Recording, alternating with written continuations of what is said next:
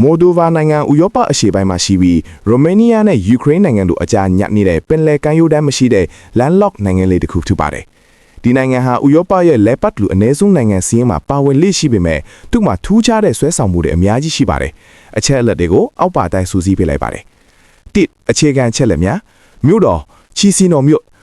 တစ်ပင်ပန်းမှန်ပေါ်များပြီးပန်းချန်တွေအလွန်များတဲ့မြို့တစ်မြို့ပါ။ဘာသာစကားရိုမေးနီးယားဘာသာစကားကိုယုံတုံဝဖိသုံးပါတယ်။ရုရှားဘာသာစကားကိုလည်းချဲချဲပြန့်ပြန့်ပြောဆိုကြပါတယ်။ငွေကြေးမိုဒိုဗန်လူ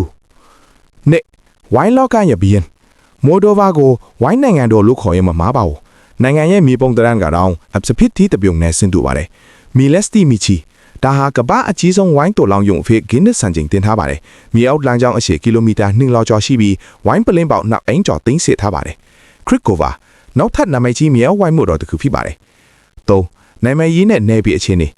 မိုဒိုဗာဟာအရင်ကဆိုဗီယက်ယူနီယံအဖွဲ့ဝင်ဖြစ်ခဲ့ပြီး1997မှာလွတ်လပ်ရေးရခဲ့တာပါ။ Transnistria ဒါကအလွန်ထူးခြားတဲ့အချက်ပါ။မိုဒိုဗာနိုင်ငံအတွင်းမှာနိုင်ငံတနိုင်ငံအတွင်းကနိုင်ငံလူခေါ်နိုင်တဲ့ခွဲထွက်နယ်ပြည်တစ်ခုရှိပါတယ်။သူတို့မှာကိုယ်ပိုင်အစိုးရငွေကြီးနဲ့စစ်တပ်ရှိပေမဲ့ကမ္ဘာကုသမဂကတော့မိုဒိုဗာရဲ့အစိပ်ပိုင်းအဖြစ်ပဲသတ်မှတ်ထားပါတယ်။ဒီနေရာကိုတွားရင်ဆိုဗီယက်ခေတ်ကိုပြန်ရောက်သွားတယ်လို့ခန်းစားရမှာပါ။၄